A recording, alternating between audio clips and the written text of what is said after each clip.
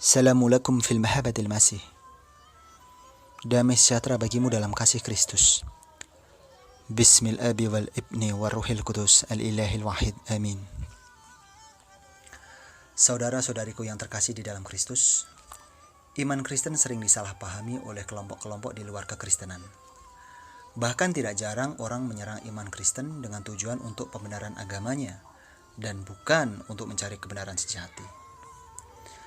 Dalam pembahasan kali ini, saya hendak membahas tentang topik yang sering diangkat oleh para penyerang Kristen, yakni tentang Yesus yang menggenapi Taurat Musa.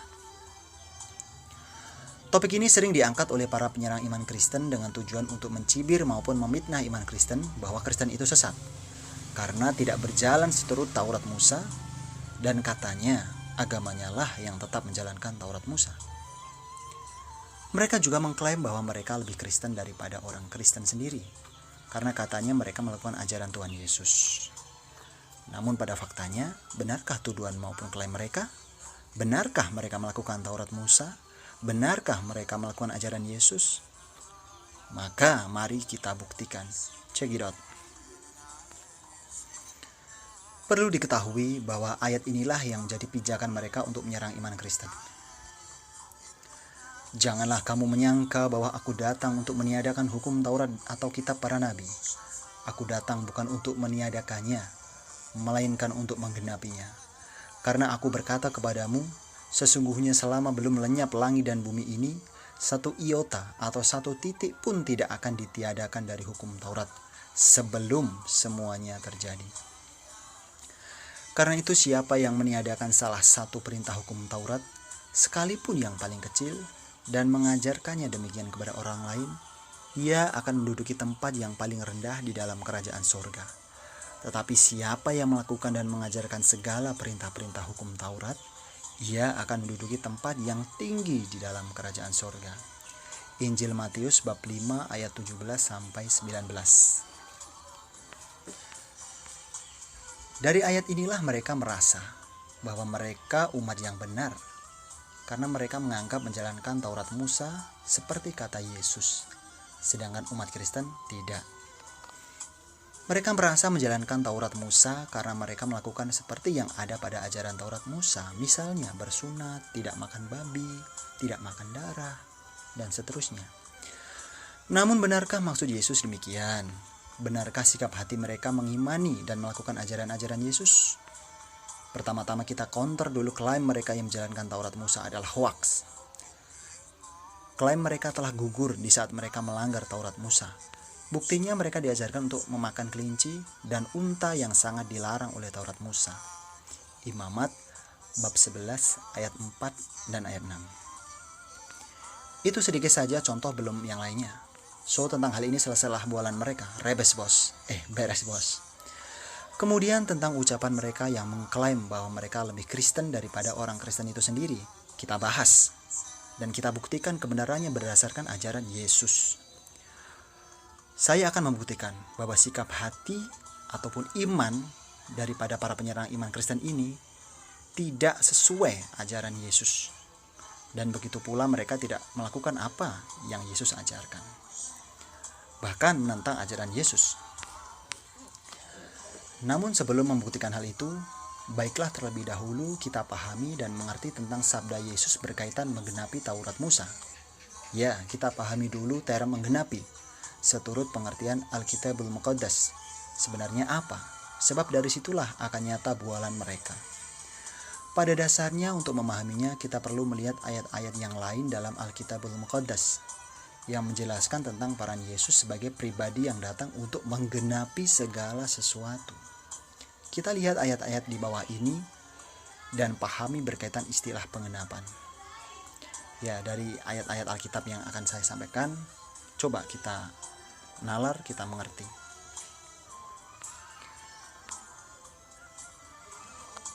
Pertama,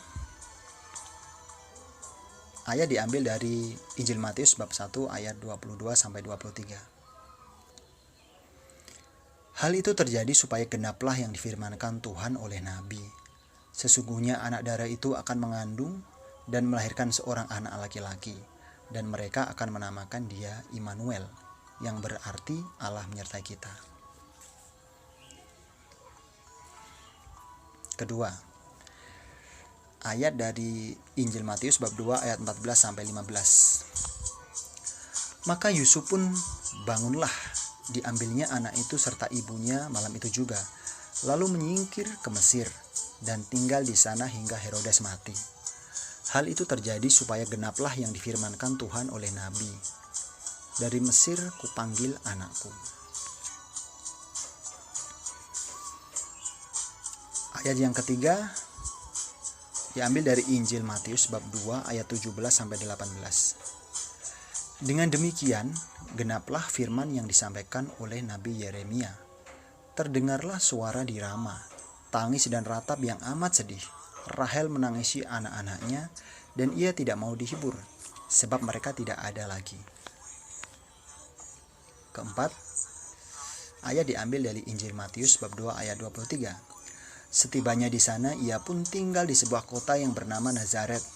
Hal itu terjadi supaya genaplah firman yang disampaikan oleh nabi-nabi, bahwa ia akan disebut orang Nazaret. Kelima, ayat diambil dari Injil Matius bab 4 ayat 14 sampai 16. Supaya genaplah firman yang disampaikan oleh Nabi Yesaya.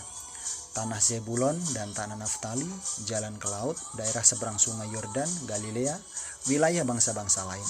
Bangsa yang diam dalam kegelapan telah melihat terang yang besar, dan bagi mereka yang diam di negeri yang dinaungi maut telah terbit terang. Keenam, ayat diambil dari Injil Matius bab 8 ayat 17. Hal itu terjadi supaya genaplah firman yang disampaikan oleh Nabi Yesaya. Dialah yang memikul kelemahan kita dan menanggung penyakit kita. Ketujuh, diambil dari ayat Injil Matius bab 12 ayat 17 sampai 21. Supaya genaplah firman yang disampaikan oleh Nabi Yesaya. Lihatlah, itu hambaku yang kupilih, yang kukasihi, yang kepadanya jiwaku berkenan. Aku akan menaruh rohku ke atasnya, dan ia akan memaklumkan hukum kepada bangsa-bangsa. Ia tidak akan berbantah dan tidak akan berteriak, dan orang tidak akan mendengar suaranya di jalan-jalan. Buluh yang patah terkulai tidak akan diputuskannya, dan sumbu yang pudar nyalanya tidak akan dipadamkannya, sampai ia menjadikan hukum itu menang, dan padanyalah bangsa-bangsa akan berharap. Kedelapan, ayat diambil dari Injil Matius bab 13 ayat 14. Maka pada mereka genaplah nubuat Yesaya yang berbunyi, kamu akan mendengar dan mendengar, namun tidak mengerti. Kamu akan melihat dan melihat, namun tidak menganggap. Kesembilan, diambil dari ayat Injil Matius bab 13 ayat 35. Supaya genaplah firman yang disampaikan oleh Nabi. Aku mau membuka mulutku, mengatakan perumpamaan. Aku mau mengucapkan hal yang tersembunyi sejak dunia dijadikan. Kesepuluh, diambil dari ayat Injil Matius bab 21 ayat 4 sampai 5. Hal itu terjadi supaya genaplah firman yang disampaikan oleh Nabi. Katakanlah kepada putri Sion, lihat rajamu datang kepadamu. Ia lemah lembut dan mengendarai seekor keledai beban yang muda. Ke-11, diambil dari ayat Injil Matius bab 26 ayat 54. Jika begitu, bagaimanakah akan digenapi yang tertulis dalam kitab suci yang mengatakan bahwa harus terjadi demikian? Ke-12, diambil dari ayat Injil Matius bab 26 ayat 56. Akan tetapi semua ini terjadi supaya genap yang ada tertulis dalam kitab nabi-nabi. Lalu semua murid itu meninggalkan dia dan melarikan diri. Ke-13, diambil dari ayat Injil Matius bab 27 ayat 9. Dengan demikian genaplah firman yang disampaikan oleh Nabi Yeremia. Mereka menerima 30 uang perak, yaitu harga yang ditetapkan untuk seorang menurut penilaian yang berlaku di antara orang Israel. Ke-14, diambil dari ayat Injil Markus bab 14 ayat 49 sampai 50. Padahal tiap-tiap hari aku ada di tengah-tengah kamu, mengajar di bait Allah, dan kamu tidak menangkap aku. Tetapi haruslah digenapi yang tertulis dalam kitab suci. Lalu semua murid itu meninggalkan dia dan melarikan diri. Ke-15, diambil dari ayat Injil Markus bab 15 ayat 28. Demikian genaplah nas Alkitab yang berbunyi, ia akan terhitung di antara orang-orang durhaka. Ke-16 diambil dari ayat Injil Lukas bab 4 ayat 21. Lalu ia memulai mengajar mereka. Katanya, pada hari ini genaplah nas ini sewaktu kamu mendengarnya. Ke-17 diambil dari ayat Injil Lukas bab 9 ayat 31. Keduanya menampakkan diri dalam kemuliaan dan berbicara tentang tujuan kepergiannya yang akan digenapinya di Yerusalem. Ke-18 diambil dari ayat Injil Lukas bab 18 ayat 31 sampai 33. Yesus memanggil ke-12 muridnya, lalu berkata kepada mereka, "Sekarang kita pergi ke Yerusalem, dan segala sesuatu yang ditulis oleh para nabi mengenai Anak Manusia akan digenapi. Sebab ia akan diserahkan kepada bangsa-bangsa yang tidak mengenal Allah, diolok-olokkan, dihina dan diludahi, dan mereka menyesah dan membunuh dia, dan pada hari ketiga ia akan bangkit." Ke-19 diambil dari ayat Injil Lukas bab 22 ayat 37.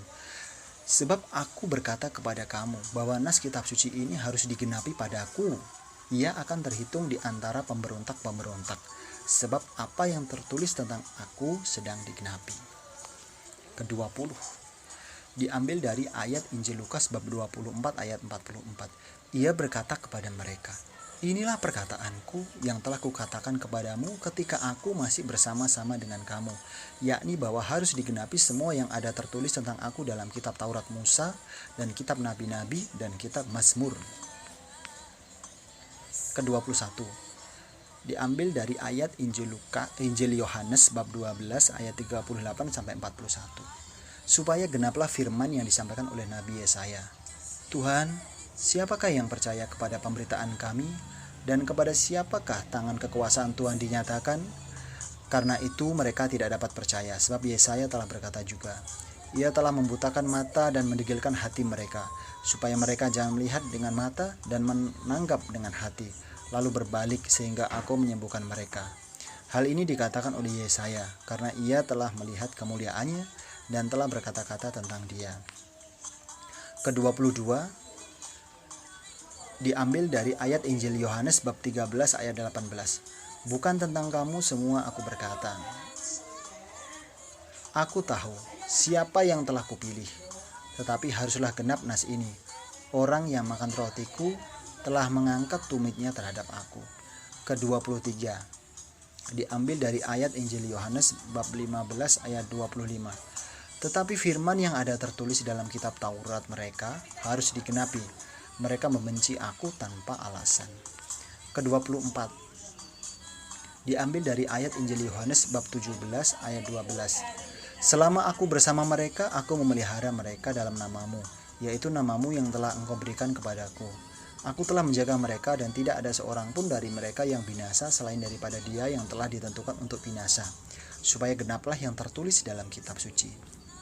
Ke-25 diambil dari ayat Injil Yohanes bab 18 ayat 9. Demikian hendaknya supaya genaplah firman yang telah dikatakannya, "Dari mereka yang engkau serahkan kepadaku, tidak seorang pun yang kubiarkan binasa." Ke-26 diambil dari ayat Injil Yohanes bab 18 ayat 32. Demikian hendaknya supaya genaplah firman Yesus yang dikatakannya untuk menyatakan bagaimana caranya ia akan mati. Ke-27 diambil dari ayat Injil Yohanes bab 19 ayat 24. Karena itu mereka berkata seorang kepada yang lain, "Janganlah kita membaginya menjadi beberapa potong, tetapi baiklah kita membuang undi untuk menentukan siapa yang mendapatnya. Demikianlah hendaknya supaya genaplah yang ada tertulis dalam kitab suci. Mereka membagi-bagi pakaianku di antara mereka, dan mereka membuang undi atas jubahku. Hal itu telah dilakukan prajurit-prajurit itu." Ke-28 diambil dari ayat Injil Yohanes bab 19 ayat 28 sampai 30. Sesudah itu, karena Yesus tahu bahwa segala sesuatu telah selesai, berkatalah ia, "Supaya genaplah yang ada tertulis dalam kitab suci, aku haus." Di situ ada suatu bekas penuh anggur asam. Maka mereka mencucukkan bunga karang yang telah dicelupkan dalam anggur asam pada sebatang hisop, lalu mengunjukkannya ke mulut Yesus. Sesudah Yesus meminum anggur asam itu, berkatalah ia, "Sudah selesai." Lalu ia menundukkan kepalanya dan menyerahkan nyawanya. Ke-29 diambil dari ayat Injil Yohanes bab 19 ayat 36 sampai 37. Sebab hal itu terjadi supaya genaplah yang tertulis dalam kitab suci. Tidak ada tulangnya yang akan dipatahkan, dan ada pula nas yang mengatakan mereka akan memandang kepada Dia yang telah mereka tikam. Baik saudara-saudariku yang terkasih di dalam Kristus, setelah kita membaca ayat-ayat Alkitab Al-Muqaddas di atas, maka kita dapat melihat dan mengerti dengan sangat jelas dan terang bahwa term menggenapi di dalam Alkitab Al-Muqaddas berarti melakukan atau memenuhi atau menyelesaikan segala sesuatu yang telah dirancang. Dan setelah dipenuhi atau dilakukannya yang dirancang itu, maka selesailah dan tidak lagi diulangi. Jadi term menggenapi di dalam Alkitabul Muqaddas itu analoginya bukan berarti ada 9 kelereng kemudian ditambah 1 kelereng menjadi 10 kelereng. Bukan seperti itu. Melainkan ada 9 agenda yang dibuat oleh seseorang dan yang mana kesemua agenda itu telah dilakukan atau dilaksanakan dan selesailah sudah.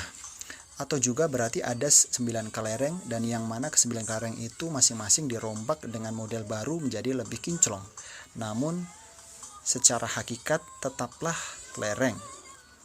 Dalam kurung itulah menyempurnakan dengan hakikat yang lebih dalam.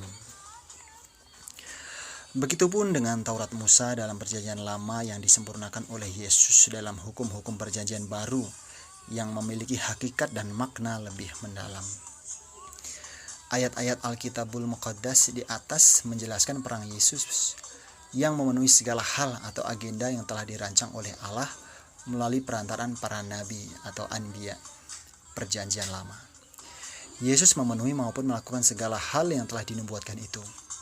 Dengan demikian, Yesus telah melaksanakan Taurat Musa dengan sempurna. Di saat setiap umat manusia tidak ada yang sanggup untuk melakukan Taurat Musa dengan sempurna, karena semua manusia itu berdosa dan cenderung untuk berbuat dosa.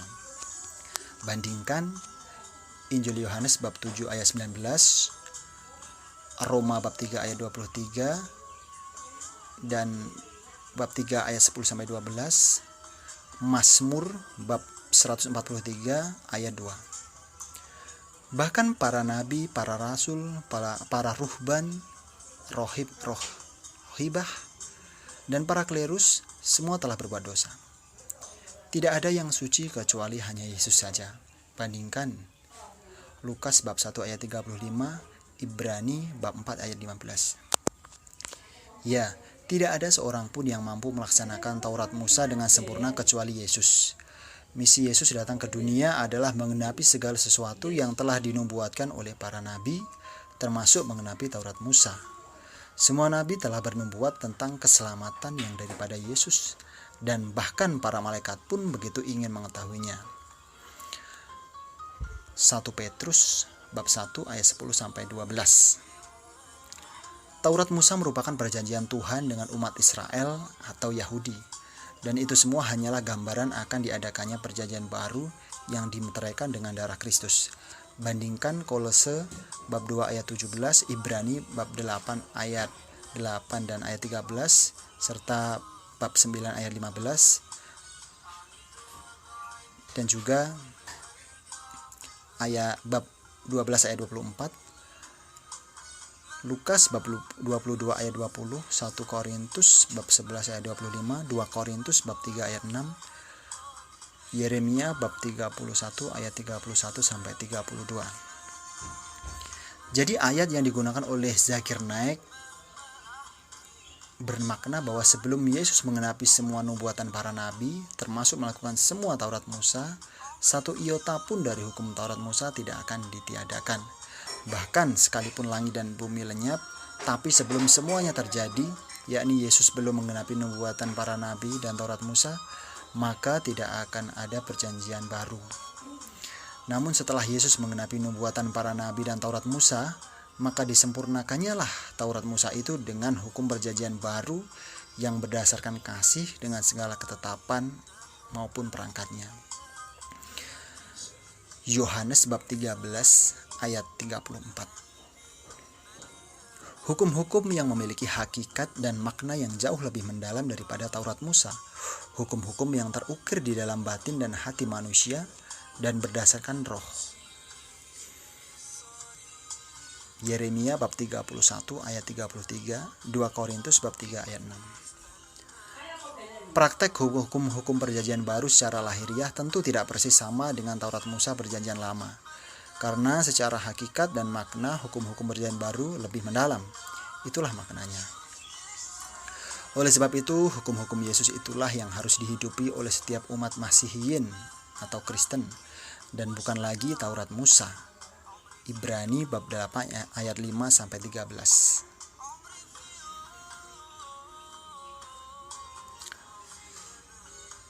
Hukum-hukum Yesus memang lebih berat daripada Taurat Musa. Namun apabila umat Masihiyin lalai maupun berdosa dalam menjalankan hukum-hukum Yesus dan ada penyesalan di dalam hatinya, mereka didamaikan kembali ataupun direkonsiliasi dengan Allah oleh Yesus melalui sakramen tobat. Bandingkan 1 Yohanes bab 1 ayat 9, bab 2 ayat 1 sampai 2.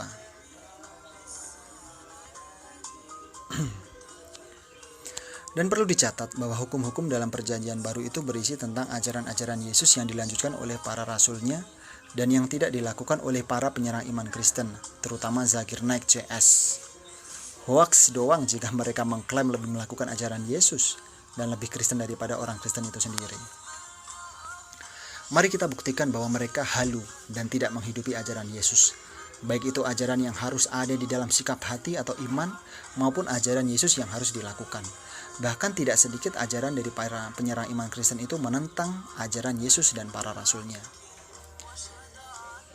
Mari kita simak beberapa ajaran Yesus yang dilanjutkan oleh para rasulnya bagi umat perjanjian baru, yakni umat Kristen atau Masihiyin. Siapa yang sejatinya menjalankan perintah-perintah Yesus Kristus ataupun menghidupi ajaran-ajaran Yesus Kristus? Umat Masihi, Kristen, atau umat lain? Bismillah wal ibn wal ruhil kudus al-ilahil wahid. Amin. Perintah-perintah maupun ajaran-ajaran Yesus Kristus adalah sebagai berikut.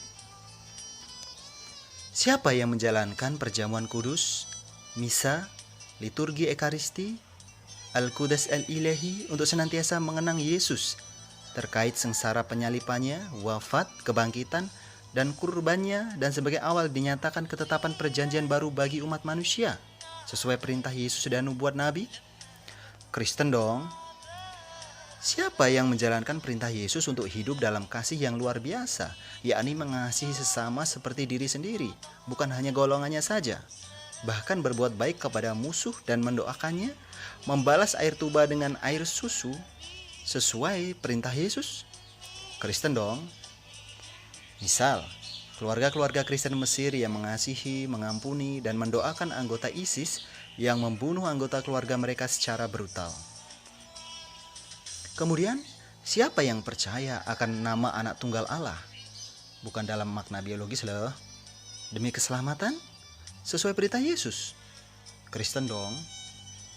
Siapa yang berdoa secara tersembunyi dan tidak mengharapkan pujian manusia sesuai perintah Yesus?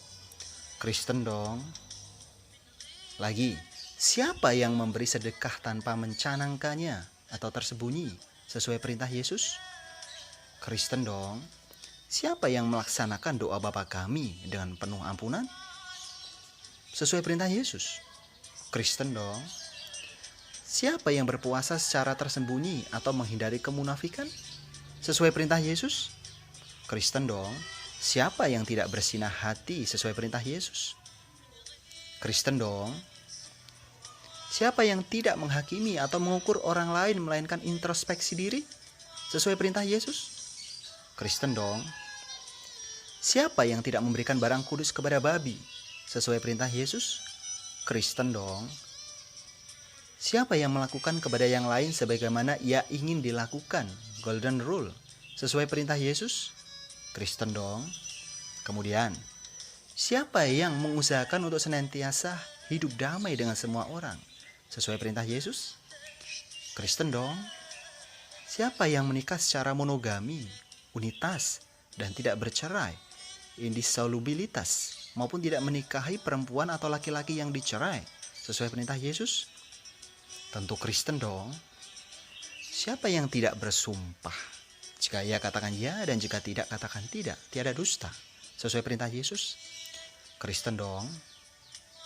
Siapa yang mengimani bahwa di dunia yang akan datang atau surga, manusia hidup bagaikan malaikat, tidak ada kawin dan dikawinkan sesuai ajaran Yesus? Jelas Kristen dong. Siapa yang menjadi saksi Kristus sampai ke ujung bumi, memuridkan dan membaptis umat manusia dalam nama Bapa dan Putra dan Roh Kudus sesuai perintah Yesus? Kristen dong. Siapa yang mengimani Yesus itu yang rohnya mengilhami anbiya atau para nabi untuk bernubuat sebelum kedatangannya demi menyatakan keselamatan dan karyanya di bumi sesuai ajaran Yesus, para nabi, dan para rasul? Kristen dong. Siapa yang memikul salib sesuai perintah Yesus? Kristen dong. Siapa yang menjadi garam dan terang sesuai perintah Yesus? Kristen dong. Siapa yang senantiasa berbahagia ketika banyak difitnahkan hal yang jahat karena nama Yesus sesuai perintah Yesus? Kristen dong. Siapa yang hidup secara adil ke semua orang sesuai perintah Yesus? Kristen dong. Siapa yang percaya akan Yesus yang akan mengadili semua umat manusia dan berkuasa memasukkan manusia ke surga maupun ke neraka sesuai ajaran Yesus? Kristen dong. Siapa yang mengakui Yesus adalah At-Thoriq, Al-Haq, dan Al-Hayah sesuai ajaran Yesus? Kristen dong.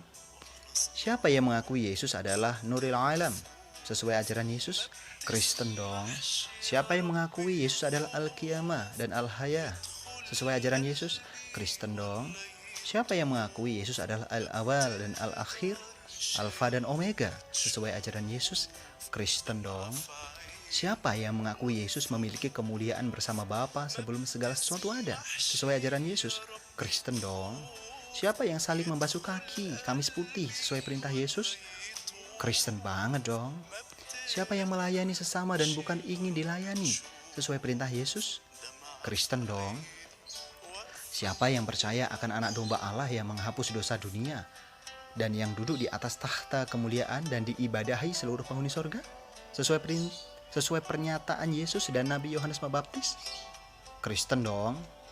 Siapa yang percaya bahwa keselamatan datang dari bangsa Yahudi dan bukan dari bangsa lain sesuai ajaran Yesus? Kristen dong.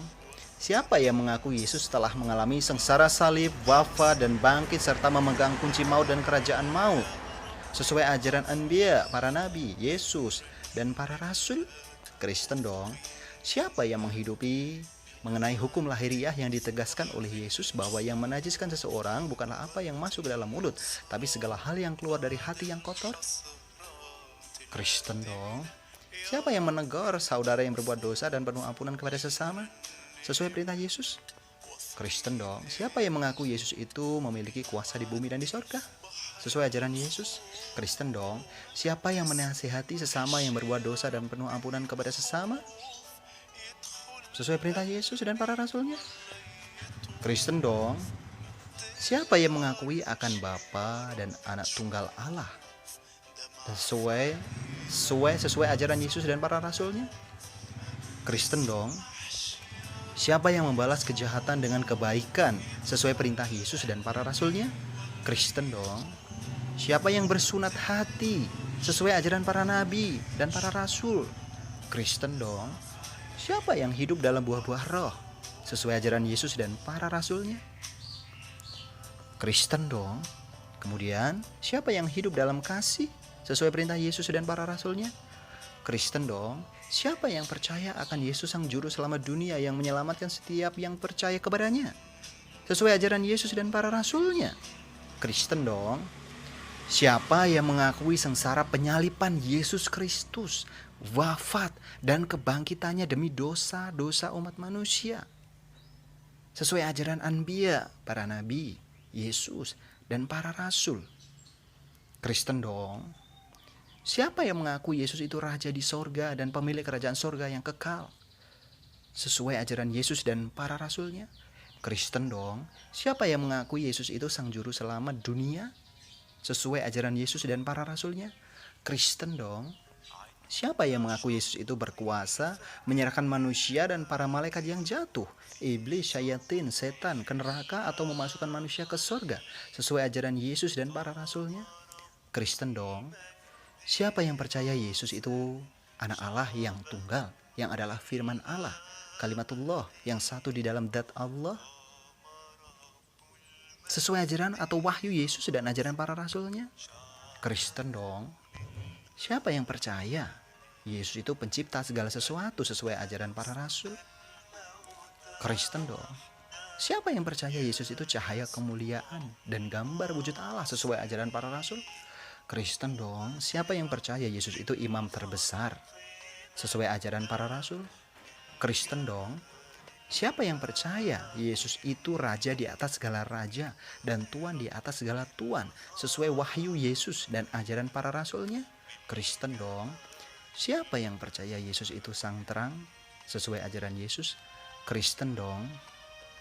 Siapa yang percaya Yesus itu pemberi hidup sesuai ajaran Yesus dan para rasulnya? Kristen dong. Siapa yang percaya Yesus itu kebangkitan dan hidup sesuai ajaran Yesus dan para rasulnya? Kristen dong. Siapa yang percaya Yesus itu jalan dan kebenaran dan hidup sesuai ajaran Yesus? Kristen dong. Siapa yang percaya Yesus itu gembala yang baik atau gembala yang agung sesuai ajaran Yesus dan para rasul? Kristen dong. Siapa yang percaya Yesus itu sang pokok anggur sesuai ajaran Yesus? Kristen dong. Siapa yang percaya Yesus itu Alfa dan Omega, yang pertama dan yang terkemudian, dan yang awal dan yang akhir sesuai wahyu Yesus dan ajaran para rasulnya? Kristen dong. Siapa yang percaya Yesus itu sang pintu sesuai ajaran Yesus? Kristen dong. Siapa yang percaya Yesus itu anak domba Allah yang menghapus dosa dunia dan yang bertakhta di sorga sesuai wahyu Yesus dan ajaran para rasulnya? Kristen dong. Siapa yang percaya Yesus itu anak Allah yang juga pemimpin dan penutup para nabi sesuai ajaran Yesus dan para rasulnya? Kristen dong. Siapa yang mengaku Yesus memiliki segala apa yang dimiliki Bapa? Tidak seorang pun mengenal anak selain Bapa, dan tidak seorang pun mengenal Bapa selain anak. Barang siapa menyangkal anak, ia juga tidak memiliki Bapa. Barang siapa mengaku anak, ia juga memiliki Bapa. Barang siapa memiliki anak, ia memiliki hidup. Barang siapa tidak memiliki anak, ia tidak memiliki hidup. Barang siapa percaya kepadanya, ia tidak akan dihukum. Barang siapa tidak percaya, ia telah berada di bawah hukuman, sebab ia tidak percaya dalam nama Anak Tunggal Allah sesuai ajaran Yesus dan para rasulnya? Kristen dong, jelas Kristen. Siapa yang mengaku Yesus itu pengantara hukum perjanjian baru sesuai ajaran Yesus dan para rasulnya? Kristen dong. Siapa yang mengakui dalam nama Yesus para iblis, syaitan, setan tersungkur sesuai ajaran Yesus? Kristen dong. Siapa yang percaya Yesus itu pribadi yang dapat hadir dimanapun di saat orang berkumpul di dalam namanya sesuai ajaran Yesus? Kristen dong. Siapa yang percaya Yesus itu pribadi yang ada sebelum Bapak Abraham dijadikan dan bahkan ada sebelum dunia dijadikan sesuai ajaran Yesus? Kristen dong. Kemudian siapa yang percaya Yesus itu adalah pribadi yang 2000 tahun silam datang ke dunia yang diciptakannya dan yang ditolak oleh orang-orang kepunyaannya, namun mengangkat orang-orang yang menerimanya sebagai anak-anak Allah dan menyelamatkan mereka sesuai ajaran Yesus dan para rasulnya? Kristen dong. Siapa yang percaya Yesus itu adalah sang firman Allah yang adalah Allah yang nuzul atau turun ke dunia menjelma sebagai manusia sempurna, menjadi sama dengan manusia kecuali dalam hal dosa demi keselamatan umat manusia sesuai ajaran Yesus dan para rasulnya? Kristen dong. Siapa yang percaya Yesus itu yang ketika dilahirkan sebagai bayi suci disaksikan oleh para gembala dan disembah oleh para majus serta diiringi nyanyian sejumlah besar malaikat sesuai warta para rasul? Kristen dong. Siapa yang percaya Yesus itu adalah pribadi yang akan datang kembali di akhir zaman dan menjadi hakim yang adil bagi seluruh umat manusia dan berkuasa memasukkan mereka ke surga maupun ke neraka sesuai ajaran atau wahyu Yesus dan ajaran para rasul? Kristen dong. Siapa yang percaya Yesus itu yang dalam keadaannya sebagai manusia pernah menderita sengsara, disalibkan, wafat, hidup kembali pada hari ketiga, dan ia yang adalah pemegang kunci maut dan kerajaan maut? Sesuai ajaran Anbiya, para nabi, Yesus, dan para rasulnya? Kristen dong. Siapa yang percaya Yesus itu pribadi yang sebenarnya mudah menurunkan api dari langit untuk menghanguskan para pembenci, penganiaya maupun para penyalibnya, sebagaimana yang dilakukan oleh Nabi Elia? Namun dia dengan kehendaknya sendiri memilih untuk mengajarkan kasih dan pengampunan bahkan kepada musuh. Hal itu terbukti saat dalam perjalanan salib dan disalibkan. Sesuai ajaran Yesus? Tentu Kristen.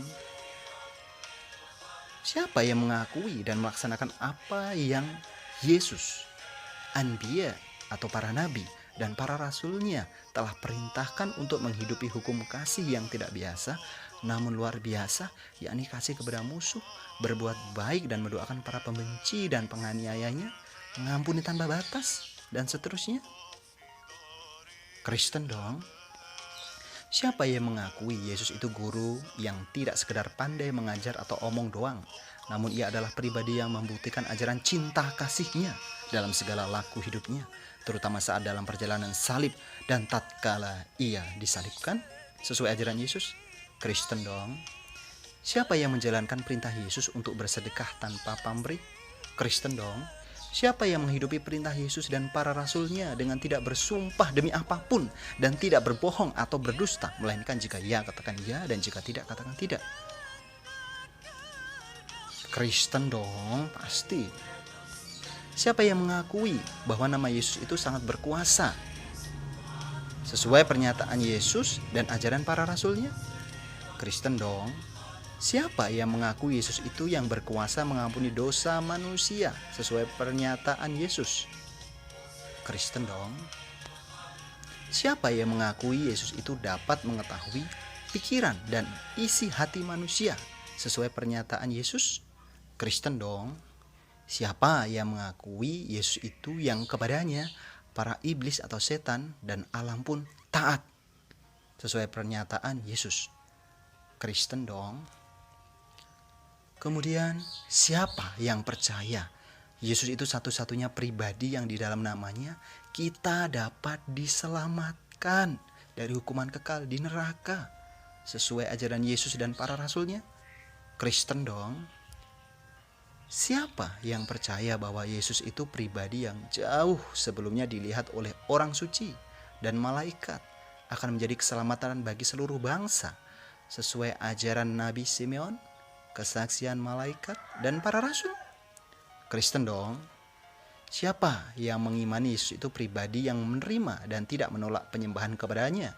Bandingkan dengan Rasul Petrus yang adalah manusia biasa yang menolak penyembahan kepadanya dari Kornelius dan berkata, "Bangunlah, aku hanya manusia." Bandingkan juga dengan malaikat yang menolak penyembahan kepadanya dari Rasul Yohanes yang berkata, "Janganlah berbuat demikian, aku adalah hamba sama dengan engkau dan saudara-saudaramu yang memiliki kesaksian Yesus.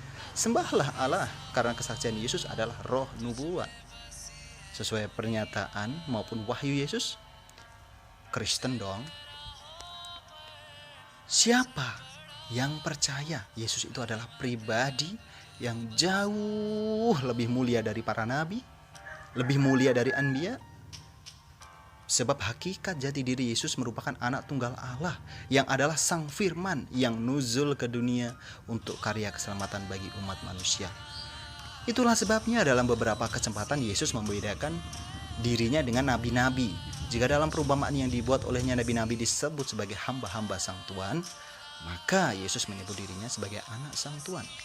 Tentu anak Sang Tuan tidaklah sama dengan hamba-hamba Sang Tuan dalam banyak hal. Selain itu juga dikatakan, jika Nabi Musa dikatakan sebagai yang setia dalam segenap rumah Allah sebagai pelayan Allah, maka Yesus dikatakan sebagai yang setia mengepalai rumahnya sebagai anak. Begitu kentara perbedaan hakikat Yesus sebagai anak tunggal Allah atau Sang Firman yang tak bercela dan tak berdosa dengan hakikat para nabi atau anbiya yang hanya sebatas hamba maupun pelayan yang adalah manusia biasa yang diliputi dosa dan menjadi pesuruh Allah. Sesuai ajaran Yesus dan para rasul? Kristen dong. Jadi kesimpulannya adalah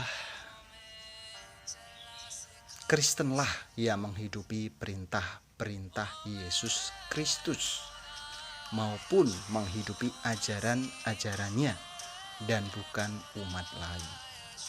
Ya, kendati pun dalam prosesnya terkadang jatuh bangun, tapi Kristenlah yang memegang perintah-perintah maupun ajaran-ajaran daripada Yesus Kristus. Tuhan Yesus Kristus memberkati. God bless you.